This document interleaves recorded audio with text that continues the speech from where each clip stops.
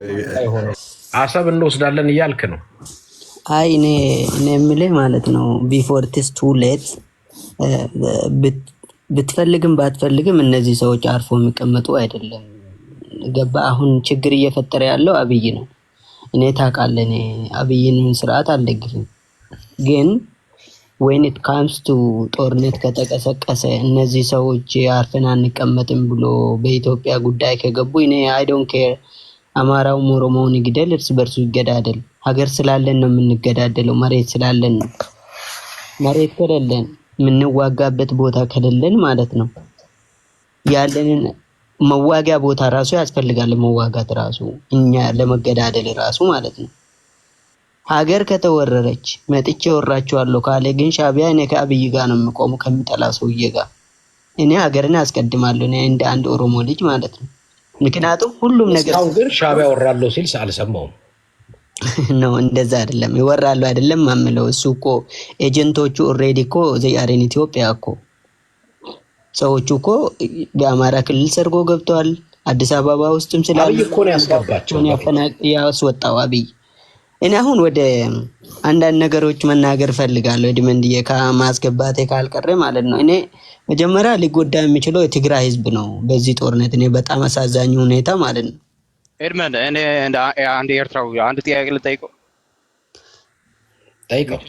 እኔ ነው መጀመሪያ የገባሁት። መቼ ቀን ነው ኤርትራ ለኢትዮጵያ ወራት ብላ ያሰበችው? ቆይ ስለሱ አንተን ለማስ አንድ ጊዜ ልጠይቅ ነው። አንተ ያልከው እኔ አንተን ጥያቄ ለመመለስ አይደለም የገባሁት። ሐሳቤን እሰጣለሁ። ዊ አር ኦን እኔ ነው የገባሁት። እኔ ነው የገባሁት። ኦኬ ዩአይጂ ጠየቅከው፣ ከመለሰ መለሰ፣ ካልመለሰ ሐሳቡን ይጨርስ። እሺ ቀጥል። አመሰግናለሁ ዲመንድ። እና እኔ ማለት የምፈልገው ሀገራችን ይሄ ሁሉ የተደፈረች ወደብ የግድ ያስፈልገናል። ቢፎር ኢትስ ቱ ሌት አሰብን እኔ ለምን አልሞትም? ለምን እኔ አልሰዋም? መጀመሪያ ሂጄ አሰብን መመለስ መቻል አለበት የኢትዮጵያ ህዝብ። ቁጭ ብሎስ አንተ ሰው ይሞታል ነው አይደል የምትለው ቅድም? ቁጭ ብሎስ ምን ሊጠቅም ነው? ይሄ ሁሉ ወጣት ምን ሊያደርግ ነው? ሀገሩ ያጣውን እነዚህ ሰዎች በዲፕሎማሲ ብንጠቀም ደስ ይለኛል። እኔ በዲፕሎማሲ አሰብን ለኢትዮጵያ ሰጥቶ የኢትዮጵያ ህዝብ ቢጠቀም ደስ ይለኛል። ኤርትራ ሀገር ሆኖ ቢቀመጥም እኔ ችግር የለብኝም። ግን ለምንድን ነው እኛ የባህር በር የማናገኘው? እነሱ ማንሴው ለሆኑ መንገድ የሚዘጉብን ነው የኔ ጥያቄ። ከፍተኛው የኔ ጥያቄ በቃ ትልቁ ጥያቄ ይሄ ነው። ችግር እየፈጠረብን ያለው ይሄ ቦንጋሴ የሆነ ሰውዬ አብይ የሚባለው ሰውዬ ነው። አሁን እኔ የአማራ ልጆችንም የአማራ አካባቢ ያለውን ጦርነት ወለጋ አካባቢ ነው የተወለድኩ ቦታ በጣም ከፍተኛ የሆነ የህዝብ እየሞተ ነው እያለቀ ነው። እሱ ሆኖ እያለ ግን ይሄ ሁሉ እየሆነ ያለው መሬት ስላለን ነው አይደል? እንደ እየተጣላንበት ያለ ነው መሬት ስላለ ነው። ሁሉ ነገር ሲኖር ነው።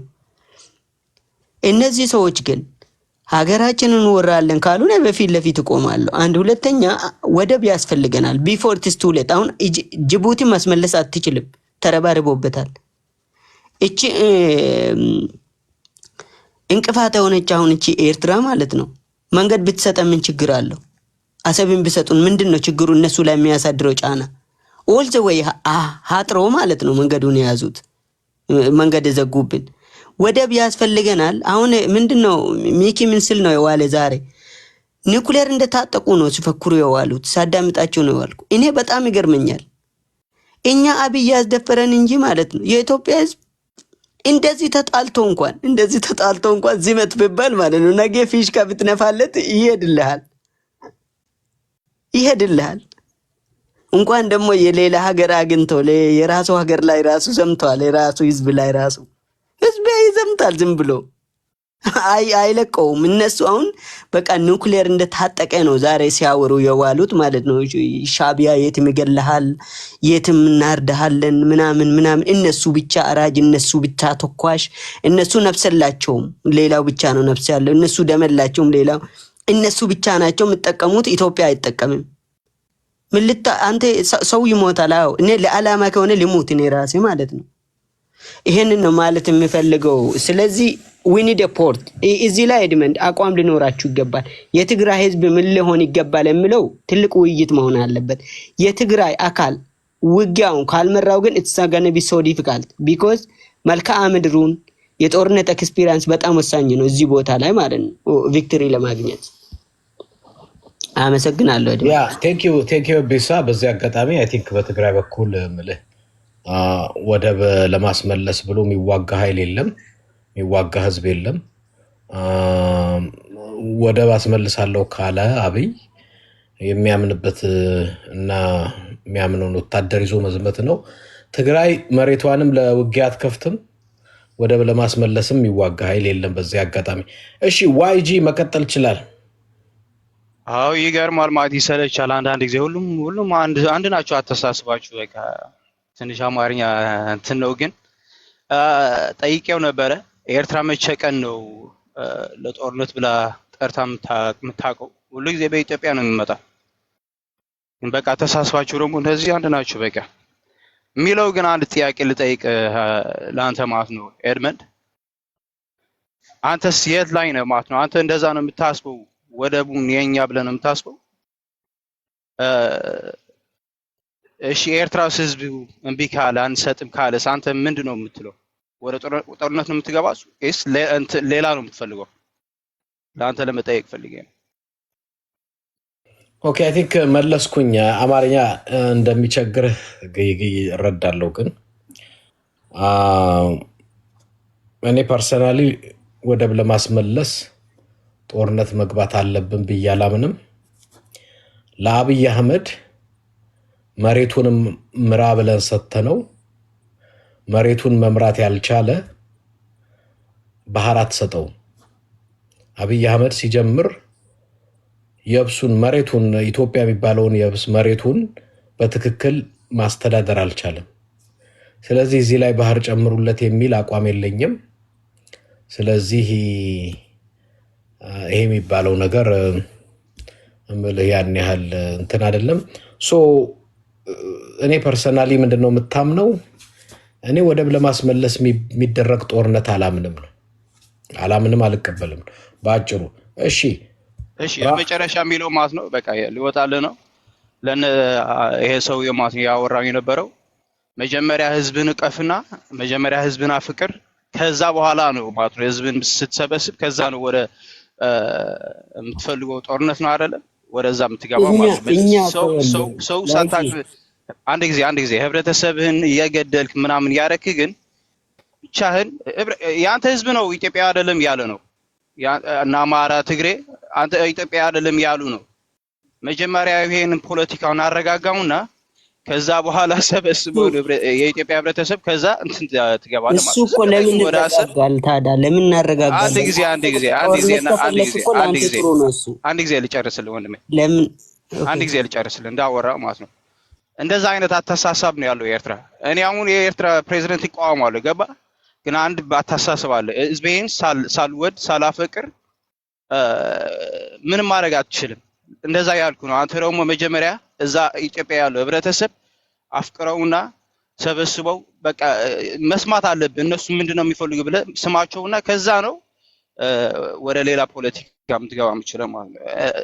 አመሰግናለሁ ኤድመንድ። ይኸውልህ ዋይጂ እሱ አንተን አይመለከትም። በጣም ደከምክ ለኛ፣ በጣም ደከምክ። በጣም ሆዴን በላኸኝ። ለኛ ምን ያልክ ነው? ሀበሻ እኮ ነው የኛ ህብረተሰብ እኮ ነው። ምን ያልክ ነው? ሀበሻ ነው። አንተ አይደለም ሀበሻ ካለው ችግር የለውም። ቆይ ልንገርህ፣ ሀበሻ ነው ህብረተሰብ ነው የኛ ህብረተሰብ ነው። ቆይ ከናይጄሪያ ከመጣ ሌላ ነው። የኔ ህብረተሰብ ነው ሀበሻ ነው እሱ። አይ ቆይ እሱን ተው እስኪ ሚንስ ያዝነ ልንገርህ። ይኸውልህ ለኛ በጣም ስትቆረቆሩ ነው። አሁን አማራ እየሞተ ነው፣ ኦሮሞ እየሞተ ነው ኢትዮጵያ ውስጥ። ትግራይ ሞቷል በበቂ ሁኔታ። እኔ የገዛ የሰፈሬ ሰው እየሞተ ነው በስርዓቱ። ስርዓትና ወደብን አለ ጊዜ አሳልፎ መስጠት ግን ኮምፕሊትሊ በጣም የተለያየ ነገር ነው። ዩ ካንት አንዶ ማድረግ አትችልም ወደብን ማለት ነው። ወደብ አንዴ ሄደ ማለት ሄደ ነው። አሁን እያስቸገራችሁ ነው ያላችሁት። መለስ እዛን እናንተን አንቆ ይዞ ቢሆን እኛ እንዘ ወደብ ነበረን። በእንገዳደል ችግር የለም። ሁሉም እየተገዳደለ፣ አማራ ብቻ አይደለም እየሞተ ያለ፣ ኦሮሞ በበቂ ሁኔታ እየሞተ ነው። ትግራይ እስከሚበቃው ድረስ ሞቷል። ያልሞተ አንድ ቦታ ሰው ኢትዮጵያ ውስጥ የለም። ያ ደግሞ የስርዓት ችግር ነው። ስርዓቱን ደግሞ አብይ እንደመጣብን አብይ ይሄዳል። እዳዝንት ማተር የጊዜ ጉዳይ ነው። ፋኖም ትጥቁን ይፈታል ይሆናል፣ እርቅ ይወርዳል። የኦሮሞ ነጻነት ግንባርም እየተዋጋ የሚቀር ውጊያ የለም። እናንተን አንቆ አሰብን ማስመለስ ግን የእያንዳንዱ ኢትዮጵያዊ ግዴታ ነው። ተረጋጋ ወንድሜ። አቢ ነው አሁን የሌላ ህብረተሰብ ሄሮ እንትን የሚያርገው ህብረተሰብ አይደለም ህዝብ አይደለም እንዴ እንደዛ የሚያርገው ያለው አቢ ነው ወይስ ህዝቡ ነው እንደዛ የሚያርገው ያለው? ለአንተ ምን ያደርጋል? አቢ ሄዳልና ይረጋጋል። ያንተ ህዝብ ንገራቸው። ይሄ እነዚህ አማራ የሚባሉ የት ነበር? አብይ እኮ ስልጣን ላይ ከቆየ እኮ 6 አመቱ ነው። አንተ የት ነበር? አንድ ጊዜ ወንድሜ የትግሬ የሚባለው አማራ የሚባለው ኦሮሞ የሚባል አንድ ህብረተሰብ ነው ብለህ እንደዛ ማውራት አለብህ። ገባ? ለዚህ እንኳን እንሰማለን እኮ ሀበሻ ብለህ ኦሮሞ እኔ ሀበሻ አይደለም ከኤርትራ ሀበሻ አይደለሁም ብሎ ነው የሚያወራው። አንዴ ላስቆማችሁ። አንዴ ቢሳም ማነው ዋይጂ ራባ ዶሪ ነው ሚዲያ ያ ራባ ዶሪ ነኝ። አመሰግናለሁ ኤድመንድ። ምናልባት የተነሳው እሹ ሁላችንም ስለሚመለከተን ምናልባት ኢትዮጵያኖችን ብቻ ሳይሆን ኤርትራኖችንም ስለሚመለከት በዚህ ዙሪያ ላይ ያለኝን ሐሳብ ለማስቀመጥ እሞክራለሁ። ከዛ በፊት ግን እጅግ በጣም አመሰግናለሁ ቤት ስለጋበዝከኝ። ምናልባት በዚህ ዙሪያ ላይ ያለኝ ሐሳብ ምንድነው? የዚህ ወደብ ባይዘው ተጠያቂነትን የምናስቀምጠው ሁሉም ሰው እየተነሳ መለስ ዜናዊ ነው የሚለው ነው። መለስ ዜናዊ አይደለም። የመጀመሪያ ይሄንን የአሰብ ወደብን ወይም ደግሞ የባህር በር የምንለውን 1300 ኪሎ ሜትር የሚሆነውን አሳልፎ የሸጠው መለስ ዜናዊ አይደለም፣ ወይም ደግሞ የቲፒኤልኤፍ አይደለም። አሳልፎ የሸጠው የውጫሌ ስምምነት አንቀጽ 2 እና አንቀጽ 3 ነው። ያንን የውጫሌ ስምምነትን አንቀጽ 2 እና አንቀጽ 3ን አንብበን ከጨረስን በኋላ አንቀጽ 13 እና 14 ስንሄድ ማረጋገጫው እዛ ጋር ነው የምታገኙት።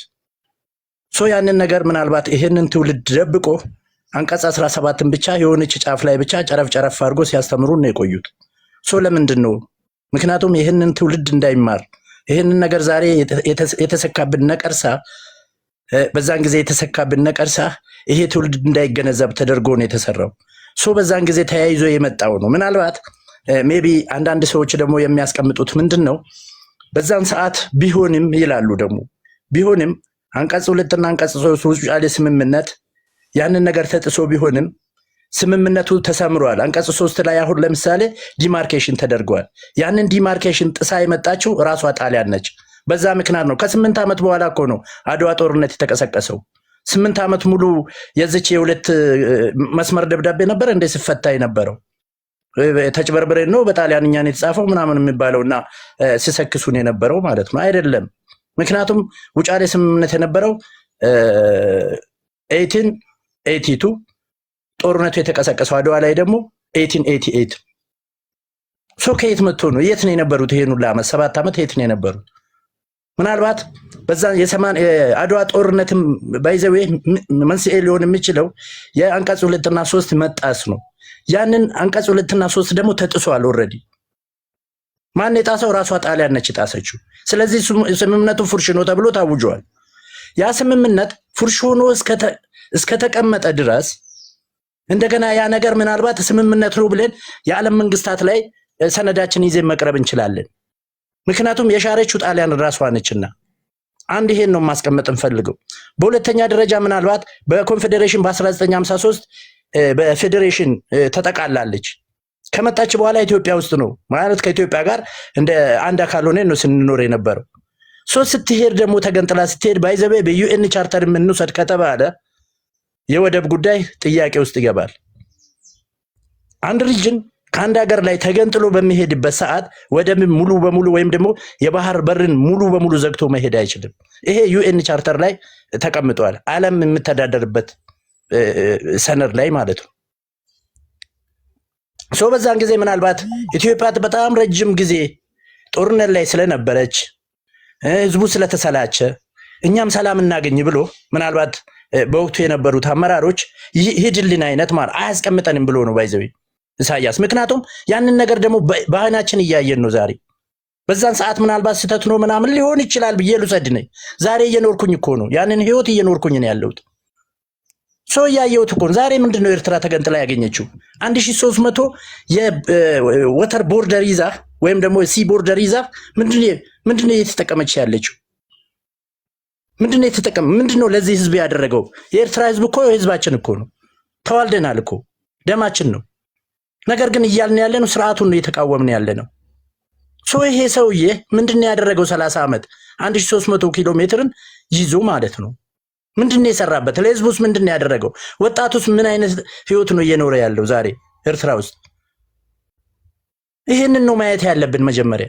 ይሄንን ካየን በኋላ ምናልባት ይሄንን እንደ አንድ ቻርተር ደግሞ ዛሬ ላይ ምናልባት እንደ እውነት እንናገር ከተባለ እንደ ሀገር እንደ አንድ የሀገር ተቆርቋሪ እንናገር ከተባለ ምናልባት ኤርትራውያን ወጣቶች እኮ ዛሬ እንደዚህ ተበድሎ እንኳን እንደዚህ በየባህር በሩ እየተበሉ እንደዚህ የበረሃ እንስሳ የሆኑ ለዚህ ሰውዬ እኮ እየተቆረቆሩ እየተናገሩ ነው። ለዚህ ሰውዬ አይደለም ባይዘው ስለ ሀገራቸው ነው። እነሱ ሀገራቸውን አሳልፎ ላለመስጠት ነው። እኔ ይሄን ነገር አፕሪሺየት አደርጋቸዋለሁ በጣም ኤርትራን ወጣቶችን በጣም ነው የማደንቃቸው። እንደዚህ እየተበደሉ እንኳን ማለት ነው። ባይዘው ፖለቲካል ናቸው፣ በጣም ጎበዝ ፖለቲካሎች ናቸው ልጆቹ ወጣቶቹ። ይሄን ነገር በውስጣቸው ይዞ ስለ ሀገራቸው ዛሬ ሉዓላዊነት ሀገር ነች አትደፈሪም ኤርትራ እያሉ ነው ያሉ። ታዲያ ኢትዮጵያ ምንድነው የበደለችኝ? እኔም ኢትዮጵያን ደግሞ ይዤ እሄዳለሁ። እኩል መቅረብ አለብን። ምክንያቱም ይሄ ማህበረሰብ መበደል የለበትም። እንደ ሀገር እናስብ ከተባለ ይሄ ህዝብ 130 ሚሊዮን ዘለዋል ዛሬ። ይሄ እንደ ታፍኗል እኮ ኖ ምናልባት አሴ ፖለቲካሊ ማየት የለብንም። ዛሬ አፍሪካ ውስጥ እኮ G5 ውስጥ ገብተናል ኢኮኖሚካሊ። ይሄንን ራን እንዴት ነው የምናደርገው? ያለ ባህር በር እንዴት አድርገን ነው ራን የምናደርገው? ይሄን ኢኮኖሚ እንዴት ነው 130 ሚሊዮን ህዝብ ላይ በር የሚዘጋው? በ16 ነው 26 ኪሎ ሜትር በማትሞላ ማለት ነው። እንዲህ በመቀነት ማለት ነው። ይሄ ተንኮል አይደለም ወይ የተዘጋብን? የአፋር ክፍለ ሀገር እኮ ነው መጀመሪያ ላይ ወሎ ክፍለ ሀገር ነበር አሰብ። ለዛውም ደግሞ ራስ ገዝ ሆኗል ባይዘው። አሁን ደግሞ ሌላ ያልወጣ ምስጥር አለ። ሌላ ራስ ገዝ ነው የነበረችው። በይደር ነው የቆየው። በይቆየን ነው መጀመሪያ ያለንን ችግራችን ንፍታ ተብሎ ነው እንጂ በወቅቱም ደግሞ ኢህአዴግን ደግሞ ከሻቢያ ጋር ስለያዩ በይደር ነው ባይዘው የአሰብ ጉዳይ ሄደው ሙሉ በሙሉ አልተፈረመም ነው የሚባለው። ያን ነገር ዲቴል ሰነዱን ስላላገኘው በሚዲያ ላይ መናገር አልችልም። እነዚህ ነገሮችን ይዜ በዚህ 130 ሚሊዮን ህዝብ ላይ በር ይዘጋበት ብዬ መናገር አልችልም። ይሄ ህዝቤ ነው። ይሄ ሀገሬ ነው። እንደ ሀገር ወዳድ ነው ማውራት ያለብን። ስለዚህ እንዴት እናገኘው? አሁን አንተ እንዳንተ አባባል በዚህም ያለውን ታሪካዊ እንትን ዳሳ መጣው። እንዴት እናገኘው? በጣም አሪፍ ልናገኝ የምንችለው 3 ስቴፖች አሉት። ምናልባት አሁን ዘለን ወደ ጦርነት ምናምን ማሰብ የለብንም። የመጀመሪያው የተሳሳተው ምናልባት ካሁን በፊት የነበረው የዩኤን ቻርተር ላይ ያለውን አንድ ሪጅን ከአንድ ሀገር ላይ ስትገነጠል የሄደበት አግባብ አይደለም ብለን መቅረብ እንችላለን። ምክንያቱም ጀስት ምናልባት ሊቀሰቅሱት የሚችሉት አንቀጽ 3 እና አንቀጽ 4 ውጫሌ ስምምነትን ነው ዓለም ቻርተር ላይ ሊያቀርቡ የሚችሉት። ያን ዲፌንድ የምናደርገው ደግሞ ራሷ ጣሊያን ትችላለች። ምክንያቱም አንቀጽ 3 ላይ ዲማርክ የተደረገውን ከጅቡቲ እስከ ከሰላ ድረስ ዲማርክ የተደረገውን ቦታ እንደገና ጥሳ መታለች። ጥሳ ስትመጣ ደግሞ በወቅቱ የነበረው ንጉስ ደግሞ አውጇል። ምክንያቱም የነበረን ስምምነት ተጥሷል፣ ተቀደዋል ብሎ ስምምነቱን ቀዶታል። አንድ ይሄ ነው ይዘን ልንቀርብ የምንችለው። ሁለተኛ ዩኤን ቻርተር ላይ ምናልባት ቲፒኤልኤፍ ፍሳሳት እንጂ በወቅቱ አንድ ሪጅን በሚገነጠልበት ሰዓት ወደብ ሙሉ በሙሉ ይዞ መሄድ አይችልም የሚል አለ። ይሄ የዓለም ስምምነት ነው። ያ ነገር ጥያቄ ውስጥ መግባት አለበት። ስለዚህ በወቅቱ የነበረው በስህተት ነውና እንደገና ይታይልን ብለን ማስገባት እንችላለን። ዩኤን ቻርተር ላይ ዓለም አቀፍ ፍርድ ቤት ማለት ነው። የመጀመሪያ ይሄ ጦርነት ምናምን ወጣቱ ወደ ጦርነት መንዳት ምንም ጥቅም የለውም። እኔ በጦርነት የተገኘ ወደብ እኔ ይቅርብኝ፣ በአፍንጫ ይውጣ።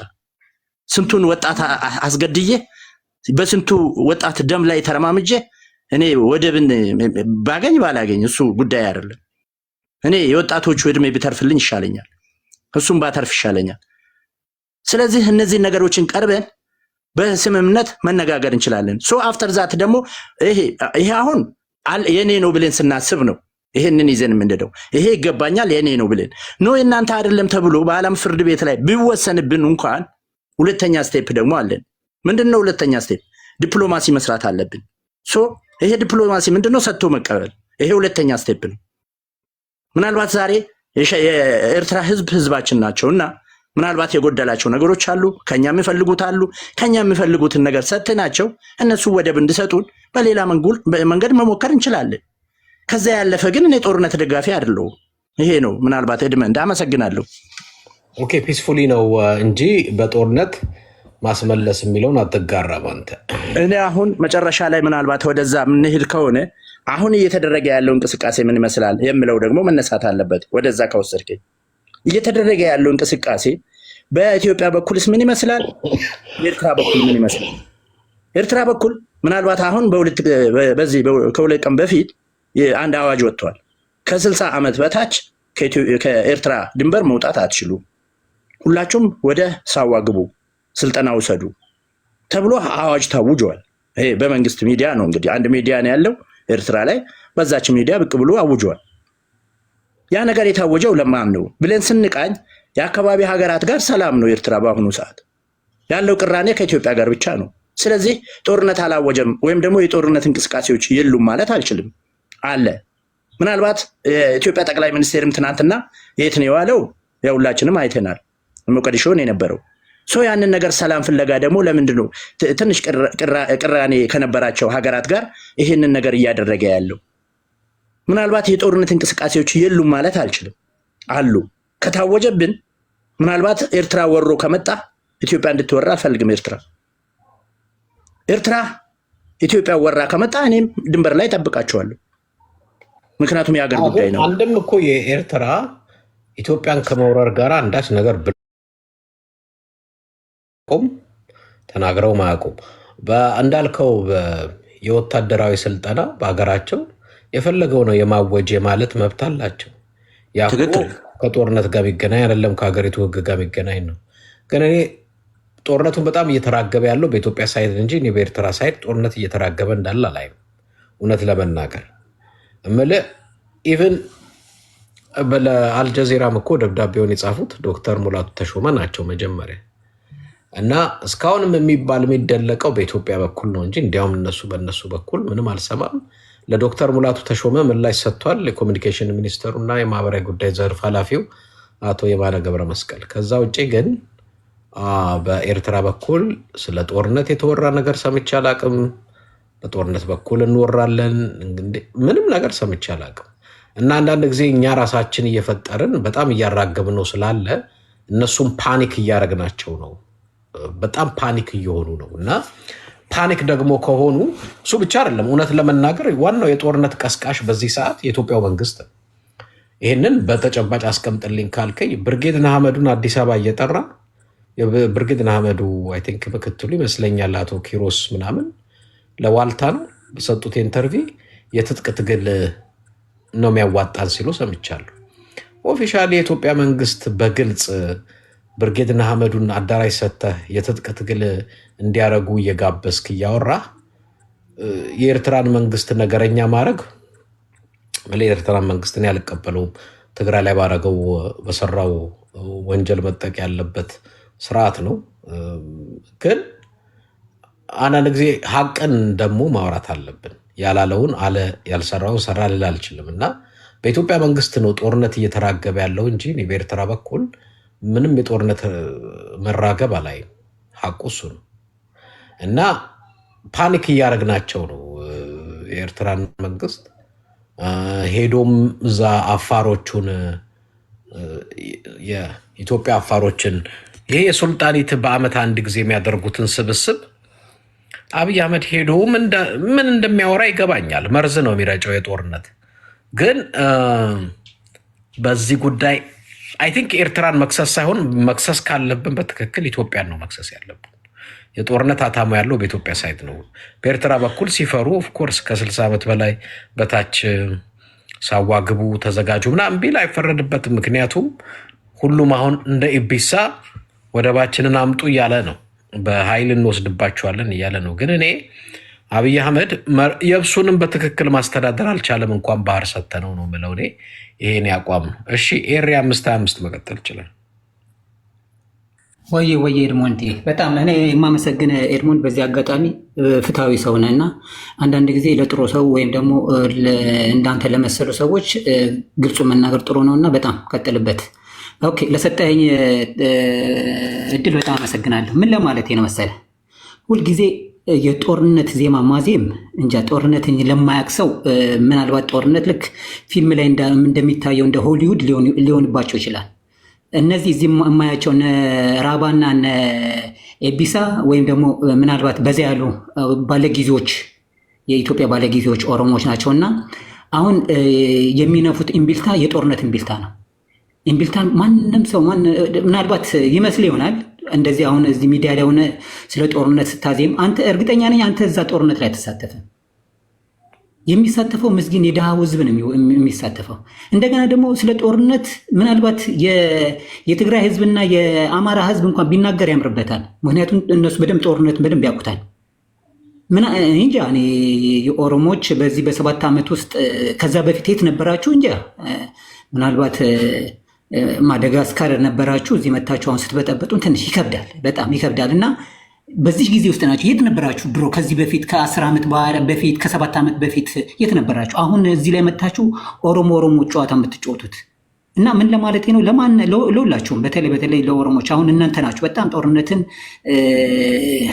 እንትን የምትሉት የምታፋፍሙት ያላችሁት። ይሄ ማፋፋም ለማንም አልጠቀመም። ጦርነት ለማንም የሚበጅ አይደለም። ያለንበት ሁኔታ ያው በተለይ ሆርን አፍሪካ ላይ ያለንበት ችግር በጣም ትልቅ የሆነ ችግር ነው። ይህ ችግር ደግሞ በጦርነት ሳይሆን ማሰብ ያለብን እንዴት ብለን ነው በሰላም መሄድ ያለብን፣ እንዴት ነው በሰላም መረዳዳት ያለብን። ያልሆነ ታሪክ እያመጣ ያልሆነ ዛንታ እያመጣ ስትናገር አሁን ለምሳሌ እያለው ወንድማችን ራባ ምን አለ? በኤርትራ ሚዲያስ ክተት ተብሏል፣ እያንዳንዱ ወጣት ወደ ጦር ግንባር አለ ብሎ ነው። በየትኛው ሚዲያ ነው? የውሸት ከየትኛው ኪስ አውጥቶ እንደሚናገር ነው ግራ የሚገባል። ለእንደዚህ አይነት ሰው ደግሞ ምናልባት ሚዲያ ያገኘው ብሎ የሚቀደደው ቀደዳ እኔ ከውሸት የራቀ ነውና ፕሊስ ኢትዮጵያኖች ማንኛውንም ነገር ስታዳምጡ አንዳንድ ጊዜ ጥሩን ነገር ማወቅ አለባችሁ በራሳችሁ ውስጥ። በእንደነዚህ አይነት ሰዎች ስለተነገረ የውሸት ዜና ስለተነገረ ማመን የለባችሁም። ሁለተኛ ነገር ሲቀጥል ኤርትራ ተገንጥላ አይደለም፣ ኤርትራ ናጽነቷን ያገኘችው። ኤርትራ ከኢትዮጵያ በፊት ኤርትራ ነበረች። ኤርትራ ልክ እንደ ሀገር ነበረች። በ15ኛው ክፍለ ዘመን በነ ቱርክ ስትገዛ ሀገር ስለነበረች ነው። በነ ግብፅ ስትገዛ ሀገር ስለነበረች ነው። በነ ኢታሊ ስትገዛ ሀገር ስለነበረች ነው። በኢትዮጵያም እንደተገዛች በኮሎኒያሊዝም ነው እኛ የምንቆጥረው። ምናልባት እንደ እንትን ምንድነው እንደ በኮንፌዴሬሽን ተብላ ወደ ኢትዮጵያ ሲከቷት ራሷን ማስተዳደር አትችልም ብለው ነው መቼም እንግሊዝና ኃይለስላሴ የነበራቸው ቁርኝት በእንደዛ ነው እንጂ ኤርትራ ራሷን የቻለች ሀገር ነበረች። ከድሮ ባህር ነጋሽ ብላ ብትጠራም ሀገር ነበረች ከድሮ ማለት ነው። ኢትዮጵያ ከመባላቱ አሁን እኮ ነው ኢትዮጵያ የተባለችው እኮ በ130 ምናምን ዓመት ነው ያደረገችው እኮ። ከዛ በፊት እኮ ኢትዮጵያ በኢትዮጵያነቷ ትታወቅም ነበረ። እና ምን ለማለቴ ነው? ፕሊስ እዚህ ያላችሁ ኦሮሞዎች ናችሁ ይህን ጦርነት ዜማ የምታዜሙትና ጦርነት ለማንም አልበጀም እንዴ። በማንነቱ እየጨፈጨፍከው የገዛ ዜጋህን፣ በድሮን እየጨፈጨፍከው የገዛ ዜጋህን እንዴ 40 ሚሊዮን እኮ የኢትዮጵያ ህዝቦቹ በረሃብ እኮ እየሞተ ነው። በድክነት እኮ ስንት ህዝቦች እያየናቸው እኮ ነው። እነሱ እንዴት ብለን ነው ማጥገብ የምንችለው? እንዴት ብለን ነው ማጥገብ የምትችለው እነዚህን ሰዎች እንዴ? 15 ሚሊዮን እኮ ለሱዳን ህዝብ እንርዳን ያልከው እንዴ? የራስህን ችግር የራስህን ህዝብን ሳታድነስ ለሱዳን 15 ሚሊዮን ብለህ ስትረዳ ትንሽ አይከብድም? እና ምን ለማለት ነው መሰለህ ይህንን የሚደረገውን ጦርነት ፕሊስ ባትናገሩት ይሻላል። ለሰላም እንዘመር። እኛ ደግሞ ወደቡን መጠቀም ትችላለህ። እንደ ማንኛውንም ሀገር መጠቀም ትችላለህ። ግን አንድ ለዋላዊነት የራሷን ባንዲራ የምታውለበልብ ሀገር በዩናይትድ ኔሽን ባንዲሯን የሰቀለች ሀገር የራሷ ፕሬዚደንትና የራሷ ሀገር የራሷ መሬት የራሷ ባህር ያላትን ሀገር እንዴት ነው እንጠቀልላታለን ምናምን? እስኪ አንድ ኤግዛምፕል ልስጥህ። ለምሳሌ እስኪ ሱዳንን ትጠቀልላታለህ? እስኪ መቼም በኤርትራ ሳይሆን እስኪ ኤግዛምፕል እንውሰድ። ሱዳንን እስኪ ወደ ኢትዮጵያ ትጠቀልላታለህ? አትጠቀልላትም። ለምንድን ነው? አየህ ሱዳን ራሷን የቻለች በኢንተርናሽናል ይሁን በተባበሩት መንግስታት አንድ የራሷ መንግስትና የራሷ ፕሬዚደንት ወይም ደግሞ የራሷ መሬት እና ስላላት ይህንን ማንም ሰው ሊደፍርባት አይችልም። ሉዓላዊነት ስላላት ኤርትራም ልክ እንደዛ ነች ማለት ነው። ግን አይ ጦርነት እንመጣለን ካልክ እስኪ ከማን ጋር እንደምትመጣ እናውቃለን። ምክንያቱም የትግራይ ህዝቦች ለባም ህዝቦች ናቸው፣ አስተዋይ ህዝቦች ናቸው። የአማራ ህዝቦች አስተዋይ ህዝቦች ናቸው። ሌሎችም የኦሮሞችም እኮ ግማሾቹ አስተዋይ ናቸው። በድሮ የምትጨፈጨፈው እኮ የወለጋ ህዝብን እኮ በድሮ ነው የምትጨፈጨፈው። ግን በእንደናንተ የመሰሉ ጥቃቀን እና እሊቶች ወይም ደግሞ በአብይ ተከፋዮች የምታወሩት ወሬ ነው እንጂ ትናንሽ ኦሮሞዎችን የምትበክሏቸው ሌሎቹ ግማሽ ኦሮሞዎች እኮ አስተሳሰባቸው በጣም ጥሩ ነው፣ ለሰላም ነው የሚዘምሩት። እና ፕሊስ ኤቢሳና ራባ ይህንን የተከፈላችሁን የአብይ ገንዘብ በተከፈላችሁ ገንዘብ ይህ የጦርነት እምቢልታ ባትነፉበት የተሻለ ይመስለኛል። እና እኔ አሁንም የምለው የኢትዮጵያ ህዝብ ወደብን አትጠቀም አልተባልኩም፣ ተጠቀም። እንዲሁም ስትጠቀም እንዲሁም እንደ ሌሎች እንደ ጅቡቲ እንደምትከፍል አልነበረም የተባለው። ምክንያቱም እኛ ምን እንፈልጋለን መሰለህ? የኢትዮጵያ እድገት የኤርትራ እድገት ነው፣ የኤርትራ እድገት የኢትዮጵያ እድገት ነው፣ የሱዳን እድገት ለኤርትራ እድገት ነው። ስለዚህ በእነዚህ በእኛ የተነሳ ምን ተደረገ? የኤርትራ መንግስት ለኢትዮጵያ ወይም ደግሞ ለጎረቤት ሀገሮች ባነሰ ዋጋ እንደሚከፍሉ ወደቡን መጠቀም እንደሚችሉ ተብሎ ነበር። እንዲሁም ከእንደነዚህ አይነት ሰዎች ከምትሰሙ በትክክል የኤርትራን ሚዲያዎች አሉ በትክክል የሚናገሩ፣ እነሱ ላይ ገብታችሁ እዩት። ትክክለኛውን መረጃ ከዛ ትሰማላችሁ። እንደነ ራባ ግን የችግራችሁን አብይ በዚህ ጊዜ ባይዘዌ ኤድሞንድ ትላንትና በቃ እዚህ ማነው አብይ እንደተሳታወቅ በመሳሪያ እንትኖች አልሸባብ ስተውታበታለው እሱ ላይ ቀደም ቴንክ ዩ ኤሪ አይ ቲንክ እዚህ ሚዲያው ላይ የኦሮሞ እንትን ነው ህዝብ ነው ጦርነት ይፈልግ፣ እሱ ስህተት ነው። የኦሮሞ ህዝብ ስለዚህ ጦርነት የሚያውቀው ነገር የለም። አንዳንድ ራሳቸውን የኦሮሞ አክቲቪስት ነን የሚሉ ሰዎች ስላወሩ የኦሮሞ ህዝብ ብሎ ማውራት እና የኦሮሞ ህዝብ ነው ጦርነት የፈለገው ማለት ስህተት ነው። የኦሮሞ ህዝብ ጦርነት ስለ ባህርም የሚያውቀው ስለ ጦርነትም የሰማው የሚያሰማውም ነገር የለም። እሱን ለይተን እንይ። ወደብ ያስፈልገናል የሚለው ኦሮሞ ብቻ አይደለም። ጉራጌም ሆኖ ደቡብም ሆኖ ትግራዋይም ሆኖ ምንም ሆኖ ወደብ ያስፈልገናል የሚል ይኖራል። የግድ ኦሮሞ ብቻ አይደለም። ግን ጦርነትን ደግሞ ስናነሳ ኦሮሞ ጦርነት ይፈልጋል ከኤርትራ ጋር አይቻለው። ኤርትራ ቨርሰስ ኦሮሞ የሚል ነው፣ ውሸት ነው። ስለዚህ የኦሮሞ ህዝብ እንደ ህዝብ ጦርነት አይፈልግም፣ አያውቅምም ጨርሶ እንደዚህ አይነት ኢሹ ላይ እንዳለ። ስለ ህዝብ ካወራ እሱን እናስተካክለው። የሆነ ኦሮሞ ነን የሚሉ ሰዎች ለምሳሌ ቢሳ ኦሮሞ ነው አይደል? ራሱን ችሎ የራሱን ሀሳብ ነው የሚያወራው። ስለ ኦሮሞ ህዝብ እሱ ወኪልም አይደለም፣ አያገባውም። የራሱ ሀሳብ ነው፣ የራሱ ነው። ኢቢሳን እንደ ህዝብ ከወሰድ ነው ስህተት የሚሆነው። እዚህ አክቲቪስት ለምሳሌ አንዲት ትልቅ እናት ሴትዮ አሉ። ትልቅ እናታችን ጂጂ ነው የሚባሉ እናታችን። አሁን እሳቸው ሲያወሩ እንደ ኦሮሞ መወሰድ የለባቸውም። እንደ እድሜያቸው ትልቅ በእድሜ የሚገፉ ናቸው። ተረድተናቸው ስህተት ነው ብለን እንውሰደው እንጂ እንደ ህዝብ ወደ ህዝብ አናምጣው። ስህተት ነው የሚሆነው። አንዱ እሱ ነው። ሁለት ኤርትራ ሀገር ነበረች በፊትም፣ ስህተት ነው እሱ። ታሪካዊም ህጋዊም ኤርትራ ሀገር የሆነችው ከዛሬ 30 ዓመት በ1994 እዛ ላይ ነው። የ30 ምናምን ዓመት እድሜ ያላት ናት ኤርትራ። ከዛ ፊት አገር ኤርትራ አልነበረችም። እሱም ከታሪክም ከህግም አቅጣጫ ስህተት ስለሆነ እሱም ብናርመው ጥሩ ነው ብዬ እላለሁ። ለማንኛውም አንድ ደቂቃ ስሰጣችሁ ሁላችሁም በራሳችሁ ጊዜ ተጠቀሙና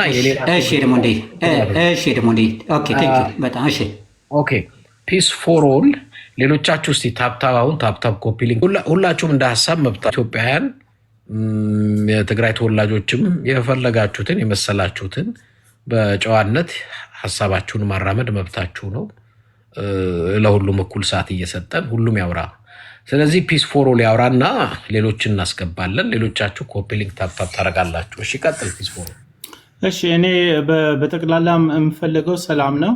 ለትግራይ ህዝብ ከሰላም ሌላ የምመኘው ነገር ስለሌለ ይሄ ጦርነት ከተነሳ ቤትም አቅጣጫ ስፔሻሊ ከኤሪትሪያ ጋር የሚሆን ነገር ከሆነ ትግራይን ህዝብ ይጎዳዋል ብዬ ስለማስብ ሰላም ነው የምመኘው። የኔ ያው እንደ ግለሰብ ምርጫው ሀሳቡ ፍላጎቱ ምንድነው ከተባለ ሰላም ነው የምፈልገው። ምንም አይነት ጦርነት አልፈልግም እዛ አካባቢ። ነገር ግን ጦርነት ይመጣል ከተባለ እንግዲህ እንደ ሰው ልጅ የምትመኘውና የሚከሰተው የተለያየ ነገር ስለሆነ እኔ እውነት ለመናገር ትላንትና የኤርትራ ህዝብ የኤርትራ ማለት ህዝብንና የመንግስቱን ላይ ያለው ራሳቸውን ወጥቶ ተጋብዘን ነው የገባ ነው ብለው ትላንትና እነሱን ጋብዘው የትግራይ ህዝብ ላይ እንዲጨፈጭፍ ሲያደርጉ ስንትና ሰቆቃ የትግራይ ህዝብ ላይ ሲያመጡ አንዳንዶቹ በአቢተታልን ምናምን ብለው እንደማያውቁት እንደሆኑት በዛ ሳየው የህፃን ልጅ አስተሳሰብ ሊይዝ አልችልም። ህፃን ልጅም ስላልሆንኩ ሁለት ነገሮችን ሳስተያይ ከመጣ ማለት ነው እንደዚህ አይነት ነገር መምጣቱ ካልቀረ ምንድነው መሆንም አለበት የሚለው የምመርጠው እንግዲህ የትግራይ ህዝብ ላይ የተቻለ መጠን ምንም አይነት ጦርነት ወይም አደጋ እንዳይደርስበት በየትኛውም ጦርነቱ መምጣቱ ካልቀረ እንዴት ነው ትግራይን ህዝብን ላይነካ የሚችለውን መንገድ ነው እኔ የምመርጠው። ፒስ ፎር ኦል ማን አፍሪካና የምትለው ልጅ አለ አንተ ከሌለ አንዴ ኤድመንድ ላቁም አለ ኦኬ ከሌላችሁ አለው ምን ኤድመንድ ላሰው ኦልሬዲ እሺ አናሳ ባቀጠል ኦኬ አንዳንድ ነገሮች እኔ የታዘብኩት እዚህ ንግግር ላይ አንተ ቤቱን በትክክል እየመራህ ነው። ማሰብ ያለ ማሰብ ሌላ ጉዳይ ነው። ነገር ግን ትንሽ ግራ የገባኝ አሁን ልጠቀም እስኪ የሰሜን ሰዎች ልበል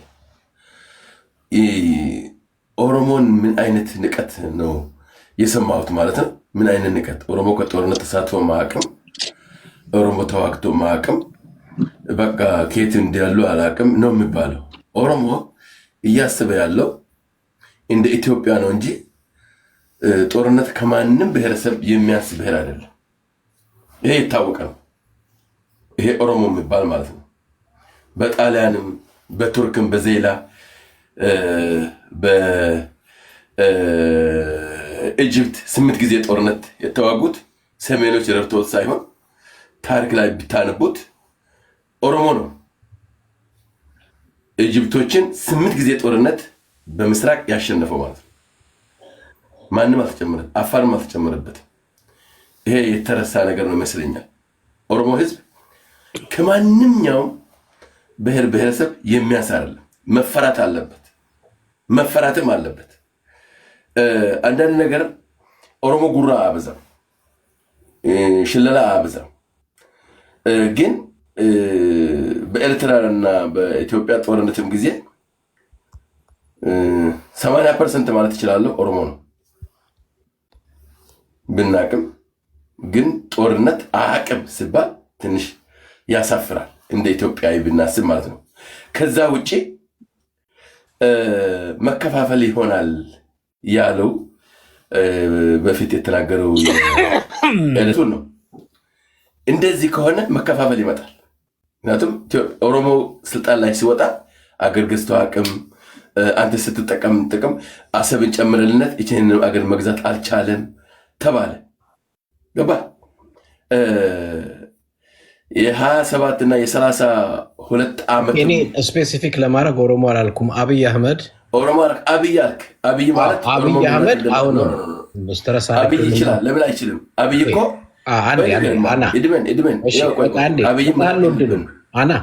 ድሉን ሰጥሃለሁ። ጋይስ የኦሮሞ አክቲቪስቶች ከሆንክ አላውቅም፣ ኦሮሞ ነህ ይመስለኛል። አብይ ሲባል ለምንድን ነው ወስድ አሁን አገር መምራት አልቻለም ሲባል አብይ መምራት አልቻለም ሲባል ኦሮሞ መምራት አልቻለም ብለህ ካያያዝከው ችግሩ የኔ ሳይሆን ያንተ ነው። አሁንም ግልጽ ለማድረግ አብይ አህመድ አገር መምራት አልቻለም፣ እንኳንስ ባህር ጨምረንለት መሬት መምራት ስላልቻለ በ5 እና በ6 ዓመት ውስጥ ለሚሊዮኖች ሞት ህይወት ምክንያት የሆነ የውጭ ጣልቃ ገብነት ያስገባ ኤርትራ ይላል። ኤርትራን በቀይ ምንጣፍ የተቀበለው አብይ አህመድ ነው። እኔ አሁን ኤርትራኖች እንዲያውም በትግራይ ጦርነት መካፈላቸው ተጋብዘው እንደሆነ እኮ የውጭ ኮሚኒኬሽን ሚኒስትሩ ተናግሮታል። ኤርትራ ገባ ወጣ ሽብር ሆነ እንደዚህ ውሸት ነው። በዋናነት የአፍሪካ ቀንድ ቀንደኛ አሸባሪ አብይ አህመድ ነው። ብዙ ኢትዮጵያኖችን እየገደለ አሁንም እየገደለ ያለ አብይ አህመድ። ባለፉት 5 ዓመታት ኤድመን አንድ ነገር ልጠይቅ። ኤድመን አገሪቷን ያወደመ ሰው መምራት ይችላል። ልንገርማ እኛ 27 ዓመት በኢህአዴግ በምርጫ አይደለም ግን ህወሓት በምርጫ ሳይሆን በጉልበት ነው የመጣው። ኢህአዴግ ነው በጉልበትን ኤርትራንም የገነጠለው ማለት ነው እንጂ የኢትዮጵያ ህዝብ ሪፈረንደም አልተጠየቀም። ታውቃለህ፣ ሁላችን አንተ ልጅ አይደለም እኔም ልጅ አይደለሁም። በዛን ጊዜ ሻዕቢያና ህወሓት ሙሉ ኢትዮጵያን ደርግን ሲደመስሱ የኢትዮጵያ ህዝብ ምን መብታቸው አልተጠየቀም። የኢትዮጵያ ተጨቁኖ ተጨፍጭፎ ነው የተገዛው 32 ዓመት ማለት ነው። አሁን ጥያቄ የኢትዮጵያ ህዝብ ስለጨፍጨፈዋልና ዲሞክራሲ ሌላ ነገር ጭፍጨፋ ያለው አሁን ነው። ጭፍጨፋ ያለው ኢትዮጵያ አይ ጭፍጨፋ እናንተ አሁን ነው የተጨፈጨፋችሁት። የኦሮሞ ህዝብ ግን 32 ዓመት ተጨፍጭፏል። እስቲ አስረዳኝ። እናንተ አሁን ነው ተጨፈጨፋችሁት መግደል እንጂ። እስቲ የተጨፈጨፈው አስረዳኝ ወንድሜ። በበደኖ በአርባ ጉጉ በኦነግ ስም የተለጠፈ ኦነግ አይደለም ይዛ ተጨፈጨፈ። ኦነግ እዛ አካባቢ የለም። በበደኖና በአርባ ጉጉ የተጨፈጨፈ ኦሮሞ ነው። ኦሮሞ ሆነ አማራም ሆነ ተጨፍጭፏል ማለት ነው በዛን ጊዜ። ከዚህ ድሮ በደኖና በርጎ የተጨፈጨፈ እዛ አካባቢ ኦነግ የለም። ኦነግ ነው ተጨፈጨፈ ማለት ነው። ዛሬ ሰማሁኝ ኦሮሞ ተጨፈጨፈ ነው። ያው አዳምጥ ኦሮሞ የተጨፈጨፈበትን ንገረኝ ስልህ ኦሮሞ ተጨፈጨፈበት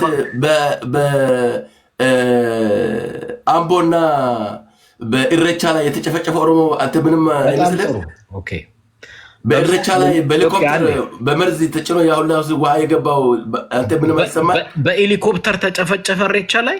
አዎ መርዝ ነው ተረጨው ኢሬቻ ላይ እኔ ነበርኩ በዛን ጊዜ።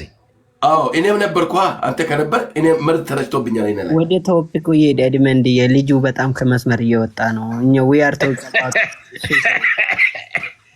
አሁን ማለት አለብህ ወንድማችን፣ የመረጃ እጥረት አለብህ። አለሁበት አልክ። የመረጃ እጥረት አለብህ።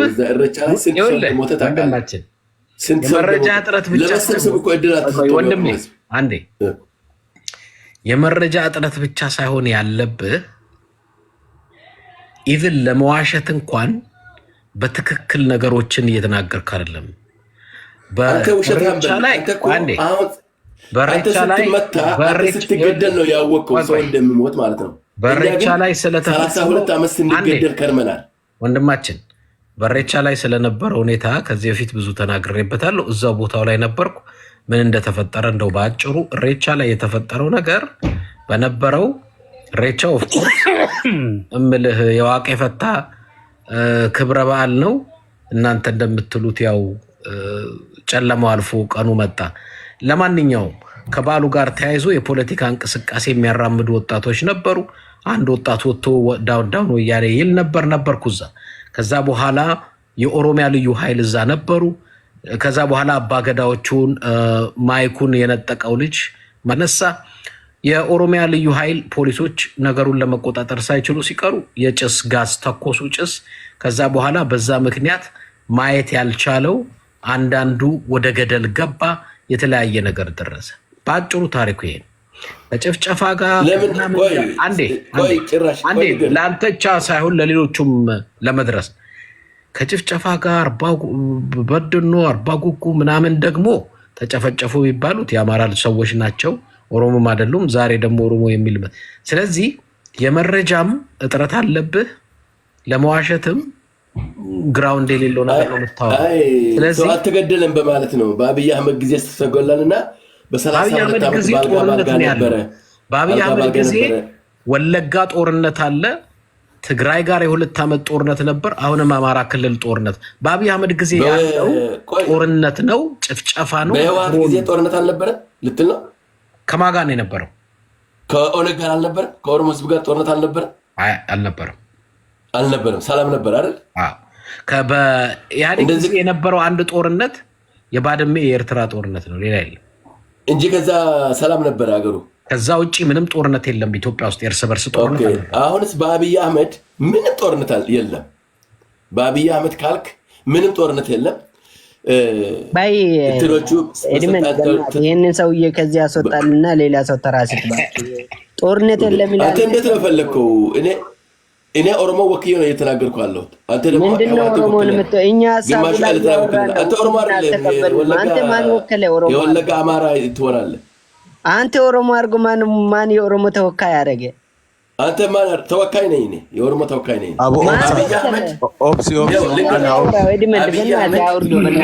አብይ አህመድ የኦሮሞ ልጅ ነው። እንመራል፣ ይመራል። እስከ 100 ዓመት እስከፈለገ ይወጣ ድረስ ይመራል። የኢትዮጵያ መሪ አይደለም፣ የኦሮሞ መሪ ነው። እንመራለን። እሺ በአሰብ ጉዳይ አዲስ አበባ ደግሞ የኦሮሞ ነው። ድሬዳዋ የኦሮሞ ነው። እኛ 80 ሚሊዮን እናንተን ብንፈራ ታላችሁ ኑና ሞክሩ። እሺ ወንድማችን አዲስ አበባ ጠርቶ ከመቀሌ ጠርቶ አዲስ አበባ ያለለም በወደቡ ጉዳይ ላይ ያለ መልከታ ወደቡ የአፋር ነው። የአፋር ህዝብ ነው የሚጠየቀው። ወደቡ የአፋር ነው። የአፋር ህዝብ ሬፈረንደም አልጠየቅም። ዝም ብሎ ነው ተገነጠለው። ትግሬና ትግሬ ተስማምታችሁ ነው ገነጠላችሁት። ስለዚህ ወደቡን እንፈልጋለን፣ በጉልበትም በስምምነትም እንፈልጋለን። ኦሮሚያን ደግሞ እንች ከፈለግ ወንድ ናችሁ ነው ጦርነት አናቅምና ወደ ኦሮሚያ ነው እንታያያለን። ተዘጋጅተን ጠብቀናቸዋል። 80 ሚሊዮን ኦሮሞ 3 ሚሊዮን ትግሬ ፈርቶ ኬንያ ካስገባችሁን እኛ ሰው አይደለንም። ጭራሽ ማለቅ አለበት። ይህ ህዝብ ወንድ ናችሁ፣ ወደ ኦሮሚያ ነው እበለቲን ቃፈት ወደ ኦሮሚያ እንችና ካሁን በኋላ ማለት ነው እንጨራረሳታለን ማለት ነው። ምንድን ናችሁ? ብረት ለብሳችሁ ነው እንዴ ወደ ኦሮሚያ የምትመጡት እናንተ? አና ማልታት ነምኒ ዋይ ቤኒ ጋፈዱ ሞርባ ካን ከቸተ ጎጃም ደሜቲ ግማታ እኛ እንደ ኢትዮጵያ ነው እያሰብን ያለ ነው እንጂ አሰብም አንተ ካወቅ ስለ ሎጂስቲክ ከአሰብ ሞያሌ ድረስ 3000 ኪሎ ሜትር ነው። ምንም አይፈይድን ለኦሮሚያ ከፈለጋችሁ ጅቡቲ፣ ሶማሌ፣ ኬንያ፣ ላሙ እሱ ነው የሚጠቅመን። እንደ ኢትዮጵያ እያሰብን ነው እንጂ ግን የኦሮሞን ህዝብን እንደ ስደተኛ ከቆጠራችሁት ተዘጋጅተን እንጠብቃችኋለን። በእውነት ለጦርነት ፈራን አልፈራን ካሸነፋችሁ አባሩን፣ ጨፍጭፉና አባሩት። ወንድ ግን ከኦሮሞ ስልጣን ይውሰድ፣ ወንድ እንታያያለን ማለት ህፃን ልክ ኤርትራ ሽማግሌ እንዳዘመተች ህፃን ምንም ያለቀ አልቆይ 3000 ሰው እንኳን አወቅናችሁ። ወንድ ናችሁ፣ ወደ ኦሮሚያ ሞክሩ። ወሎ ተሻገሩና እንታያያለን። ጨርሻለሁ። እሺ ወንድማችን ያው እንትንህን ዲሞክራሲያዊ መብትህን ለማክበርና ሀሳብህን ለማስጨረስ ነው። ሀሳብህን አዳምጠናል። ቴንኪው። ከፈለህ ሌላውን ማዳመጥ ትችላለህ። እሺ ማን ነው? አፍሪካና ነው ምናምን ቀጥል። ያ መጀመሪያ ሰላም ኤድመን ስለሰጣኝ እድልም አመሰግናለሁ። እዚህ ለሮባና ለፒሳ ምናምን ሲናገሩ ሰምቼ ነበረ። ቅድም ሲያወሩት የነበረ ደግሞ የተሳሳተ ታሪክ ነው። ብዙ ሲያወሩት የነበረ ላይክ ኤርትራ የኢትዮጵያ አካል እንደነበረች አድርገው ነው የሚያወሩት። ኤርትራ ሲጀመር የኢትዮጵያ አካል ሆና አታውቅም። ይሄ ደግሞ በምንም አይነት ማስረጃ ማምጣት አይችሉም። ምክንያቱም የአገርና አገርነት አስተሳሰብ በአፍሪካ ውስጥ ከበርሊን ኮንፈረንስ 1884 ከዛ በኋላ የመጣ ነው እንጂ ከዛ በፊት አገር የሚባል አልነበረም። በአፍሪካ ውስጥ አገር የሚባለው አንድ መንግስት ባውንደሪ እና ቴሪቶሪያል ኢንቴግሪቲ የእሱን ሶቨርኒቲ ሲኖረው ነው ሀገር የሚባለው። ህዝብ ይዞ መንግስት ይዞ የእሱን ባውንደሪ እና ሶቨርኒቲ ካለበት ብቻ ነው ሀገር የሚባለው። ከዛ ካለፈ ግን ሜቢ ኪንግደም ሊሆን ይችላል ያ ኢምፓየርም ሊሆን ይችላል። በአፍሪካ ውስጥ ግን ሀገር የሚባል አልነበረም ከዛ በፊት ዩሮፒያን ወደ አፍሪካ ከመምጣታቸው በፊት እና ሁሉ የአፍሪካ ሀገሮች ደግሞ በዛን መልክ ናቸው የተፈጠሩት። ስናይ የሶማሊያና የኢትዮጵያ ባውንደሪ ከኢጣሊያና ከምኒልክ ጋር በተደረገው ስምምነት ነው የተሰመረው። የኢትዮጵያና የሱዳን ከእንግሊዝ ጋር ነው ባውንደሪው የተሰመረው። ከኤርትራ ከኢጣሊያና ከምኒልክ ጋር ነው ባውንደሪ የተሰመረው እና በኤርትራና በኢትዮጵያ ያለውን ባውንደሪ በ1902 1906 እና 1908 ተሰምሮ ኦልሬዲ ኢትስ ዳን ለሱ እንትን ደግሞ በአልጀርስ ስምምነት ለአንዴና ለመጨረሻ ጊዜ ተሰምሯል ባውንደሪ እና ኤርትራ የኢትዮጵያን አካል ነው አታውቅም። የሁለት ዓለም ጦርነት በኋላ የአክሲስ ፓወር ከተሸነፉ በኋላ በእነሱ ግዛት የነበሩ አገሮች ጥያቄ ውስጥ ሲገቡ በአሜሪካና እንግሊዝ አማካኝነት የኤርትራን ጥያቄ ወደ ኃይለ ሥላሴ ወደ ኢትዮጵያ እንድትገባ ሆነዋል። እሱም ደግሞ በፌዴሬሽን ነው። ያ በፌዴሬሽን የነበረውን ስምምነት የዩናይትድ ኔሽንን ፕሮፖዛል ያደረገው በዛን ምክንያት ነው። ኤርትራ ወደ ኢትዮጵያ የተቆራነችው በፌዴሬሽን ስምምነቱ ደግሞ ምን ነበረ? ለ10 ዓመት በኢትዮጵያ ስር እንድትቆይና ከዛ በኋላ ሬፈረንደም አድርጋ ህዝቧን ናጽነት የሚፈልግ ከሆነ ነጻ ትወጣለች፣ ከኢትዮጵያ አብረን እንቀጥላለን የሚል ሐሳብ ካለው ደግሞ ከኢትዮጵያ ይቀጥላል የሚል ፕሮፖዛል ነው የነበረው የዩናይትድ ኔሽንስ ሪዞሉሽን እና በዛ ምክንያት ነው እንትን የሆነችው። ኃይለ ሥላሴ ደግሞ ያኔ ጊዜ ነው ያፈረሰው ያን ፌዴሬሽን ጊዜ ሳይደርስ ፌዴሬሽኑ ሬፈረንደሙ በ1962 ነው መደረግ የነበረበት። በ58 ግን ኃይለ ሥላሴ አፈረሰው ፌዴሬሽኑ እና ፌዴሬሽኑ ሲፈርስ ደግሞ ኤርትራውያን ታመጽን ብለው ወደ በረሃ ወጡ። ታግለው ደግሞ ናጽነታቸው አገኙ እና ኢትዮጵያ የባህርን አክሰስ ያገኘችው ለ39 ዓመት ብቻ ነው። ከዛ ባለፈ ወደብ አታውቅም፣ ባህርም አታውቅም። እሱም በአመጽ ነው። ከ62 እስከ 91 በነበረው ጊዜ ብቻ ነው የባህርን አክሰስ የነበረባት። ከዛ ባለፈ ግን የባህርን ጣዕም አያውቁትም ኢትዮጵያውያን። ምን እንደሚመስል አያውቁትም። የሚያውቁት በ39 ዓመት ብቻ ነው እና ይሄ የተሳሳተ ታሪክ ብታርሙት አሪፍ ነው። ሌላው ደግሞ ኤርትራ ስትገነጠል የሚባልን ቃል ደግሞ መታረም አለበት። ናጻ ስትወጣ ነው የኤርትራ ሕዝብ ከግዛት ነው ከኢትዮጵያ የወጣው እንጂ ኤርትራ የኢትዮጵያን አካል ነው አታውቅም። ሜቢ ከኢትዮጵያ ኦኬ፣ አንዴ በአንድ ደቂቃ ሀሳብን ጨርስልን። እሺ። እና የኢትዮጵያን ሕዝብ መጠየቅ አልነበረባትም። ሬፈረንደም ደግሞ በ93 የተደረገው የኤርትራን ሕዝብ በ62 ማድረግ የነበረበትን ሬፈረንደም አድርጎ 98.9 አድምጾ ነው ናጽነቱን ያገኘው እና ኢትዮጵያ የባህር አክሰስ መጠቀም ትችላለች። አብይ እየጠየቀው ያለው በዚህ ጊዜ ግን ኦነርሺፕ ነው፣ የራሱ የሚሆንን ወደብ ነው እየጠየቀ ያለው። ይሄ ደግሞ አይሆንም። ምክንያቱም ሶቨርኒቲ የሚባል ነገር አለ።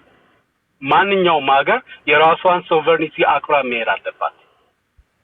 ኤርትራውያን አባይ ግድብ የኛ ነው ማለት አይችሉም። ሱዳን አባይ ግድብ የኛ ነው ማለት አይችሉም። ምክንያቱም ኢትዮጵያ ውስጥ ነው ያለው። አሰብ ወደብ ደግሞ ኤርትራ ውስጥ ነው ያለው እና ኢትዮጵያ በምንም ምክንያት የኔ ነው የምትልበት ምክንያት የላት። ኦኬ በኃይል ወስዳለው ብላ ኤድመን አንድ ትንሽ ልስጥኝ። በኃይል ወስዳለው ብላ ብትመጣም ይዛው የምትቆይበት አታስቡም እንዴ? ህዝቡ ከጠፋ ሜቢ ሁሉም የኤርትራ ህዝብ ገድላችሁ የምትቆጣጠሩት ከሆነ ሜቢ እንደዛ ካልሆነ ግን ኢትዮጵያ ወደብን አሰብ ተቆጣጣ መቆጣጠር ብትችልም ተቆጣጥራ የምትኖርበትን ምክንያት እድል የለም። ማንንም መርከብ በሰላም ወጣ እንድትገባ አትችልም። ይሄን ማሰብ አለባችሁ። እና አብይ አህመድ የሆርን ኦፍ አፍሪካ ዲስታቢላይዝ እያደረገ ያለው ለስልጣኑ ብሎ እንጂ ለኦሮሞ ህዝብ አያስብም፣ ለአማራ ህዝብ አያስብም፣ ለትግራይ ህዝብ አያስብም። የራሱ ህዝብ በድሮን እየጨፈጨፈ ያለው አብይ አህመድ ነው። ትግራይ ህዝብ እየጨፈጨፈ የነበረው በድሮን ለመጀመሪያ ጊዜ በዓለም ታሪክ ውስጥ የገዛ ህዝቡን በድሮን እየጨፈጨፈ ዳስ ብላክ ሂስትሪ ለኢትዮጵያውያን። ያን መሪ ነው አሁን ወደ ጎረቤት ሀገሮች እንዲዘምት እንትን እያደረጋችሁ ያላችሁ እነ ሮባና እነ አዲሳ። ቴንክ ዩ አፍሪካን። በእርግጥ በአብይ አህመድ ጭፍጨፋ አንዱ የተሳተፈው የኤርትራ መንግስት ነው። የኤርትራ መንግስት ፉሊ በአብይ አህመድ በማያካሄደው ጭፍጨፋ በከባድ መሳሪያም ይሁን በተናጠል በዘረፋም ይሁን በግድያ የኤርትራ መንግስት ትግራይ ላይ በደረሰው ነገር ተሳታፊ ነበር። ታሪካዊ ኤርትራ ምናምን የተነሳው ጉዳይ አለ፣ እሱ ላይ አልገባም። ኤኒሃው ጀስት አንዳንድ ጊዜ በመካከል ጣል ማረገው እንደ ያለው ሪያሊቲ ነው። አንድ ማንም ማውንት ምናምን አምሄር ታንክስ ኤድመንድ ጥቁር ሰው እኔ ልበልና ትንሽ ወረድ ገረፍ አድርጊያት። ጥቁር ሰው ይቀጥል። ጥቁር ሰው ሰላም ኤድመን፣ እኔ ሁለት ነገር ነው ለማለት የምፈልገው ኤድመን። ወንድሜ ማነው ስሙ አና ቅድም ባለው ላይ ትንሽ ሚስ እንትን ሆኗል እና አንተ ኦሮሞ አልተጨፈጨፈም በኢህአዴግ ጊዜ ላልከው ትንሽ ማስረጃ ላቅርብና ወደሚቀጥለው ጥያቄ ልሄድ ከፈቀድክልኝ። ቀጥል። ኦኬ ወደ 30,000 በላይ የኦሮሞ ወጣት ካምባ አስገብቶ በኢህአዴግ ጊዜ ተጨፍጭፈዋል። የት ቦታ እንትኑን ግለጠው። እዚህ ቦታ በዚህ ቀን በዚህ ቦታ። ምክንያቱም ለምንድን ነው እንደዚህ አይነት ክሶችን ስንመሰርት አሁን የምትለውን ሰምቼ አላቅም። ከአንተ ለመጀመሪያ ጊዜ መስማቴ ነው። ሚዲያም ላይ መጽሐፍም ላይ ሰምቼ አላቅም። ስለዚህ በስማ በለው የምናወራው እንዳይሆን አይደለም። በስማ ብለው እኔ አልዋሽም። እኔ ስፔሲፊክ አድርገው በቪኦኤ እንትን ያለን የተዘገበ ነው፣ በኒውስ የተዘገበ ነው። እንደገና ደግሞ በጀርመንም የተዘገበ ነው። ልታሰማን ትችላለህ ፈቃደኛ ከሆን? አሁን እዚህ ላይ ነኝ። አሁን ሌላ ሰው ፈልጎ ሊያሰማ ይችላል። የሚዲያ ሰው ገባኝ ስላልሰማ ነው። እርቅ ብሎ 30,000 በላይ የኦሮሞ ወጣቶችን ያልታጠቁትን ጨፍጭፏቸዋል። ያ እንትን ያለ ነው። እንደገና ሶስተኛው በኦጋዴን ሶማሌዎች ተጨፍጭፈዋል። በጋምቤላ እንደገና ተጨፍጭፈዋል። ይሄ በኢሳትና በኒውስ ላይ የታየ ነው እና ይሄ ኢሳትን እንደ መረጃ ታምኗለህ? ነው ከሌላ እንትና የወሰደው የውጭ ዜጋ ነው እንትን ያለው የቀረጸው የዛን ጊዜ እና ይሄን ልልህ ነው። ሌላው ደግሞ መለስ ዜናዊን ኢንተርቪው አዳምጬ ነበረ። ምን አለ? አሰብ አሁን አንፈልግም አለ፣ ግን ወደፊት አናነሳውም ማለት አይደለም አለ። አሁን በህይወት ቢኖር ኖሮ አያነሳም ብለህ ትገምታለህ? በክኖ ሐሳብህን እንድትጨርስ ብዬ ነው ጠየቅኩ። በቃ ጥያቄ ነው። መለስ ዜናዊ ጨረስክ ሐሳብህን? አዎ። እኔ በመሀል ኮልኩ ጣልቃ እንዳልገባብህ ብዬ። አይ ጨርሻለሁ። ኦኬ። እና ጥያቄ ከመለስ ቢኖር ኖሮ ዝም ይል ነበር ነው መሰለኝ። አዎ። አናነሳውም ማለት አይደለም። ይሄ ነገር አሁን አንፈልግም ግን ወደፊት አናነሳም ማለት አይደለም አለ። ግን ቢኖር ኖሮ አያነሳም ትላለህ? ማንሳቱ እኮ ነውር የለውም። አሁን እኮ ግን ኤርትራኖችን ፓኒክ እያደረግን ያለ ነው። የጦር አታሙም እየመታን ነው። ምንድነው የጦር አታሙ ማለት? በኃይልም ቢሆን እንወስደዋለን እያለን ነው። ይሄ በኃይልም ቢሆን እንወስደዋለን የሚለው አባባል ነው ስህተቱ። እምልህ እንነጋገርበት። ለምሳሌ አሰብ ለኤርትራ ካለው ጠቀሜታ ይልቅ ለኢትዮጵያ ያለው ጠቀሜታ ነው እንትን ነው የምታየው። ብዙ አይጠቀሙበትም ኤርትራ አሰብን። ስለዚህ ኢትዮጵያ ለምሳሌ ልክ ጅቡቲ እንጠቀማለን አይደል? ወደብ ፌር በሆነ ዋጋ ለኤርትራ ገንዘብ እየሰጠን አሰብን እንጠቀምበት እኮ ብንል ፌር ነው። አሁን እኛ ትንሽ ማያስኬደው በኃይል እንወስዳለን ማለት ነው የሚለው ነገር ነው ማያስኬደው። ስለዚህ ጥያቄውን ማንሳት ነውር የለውም፣ እናንሳው።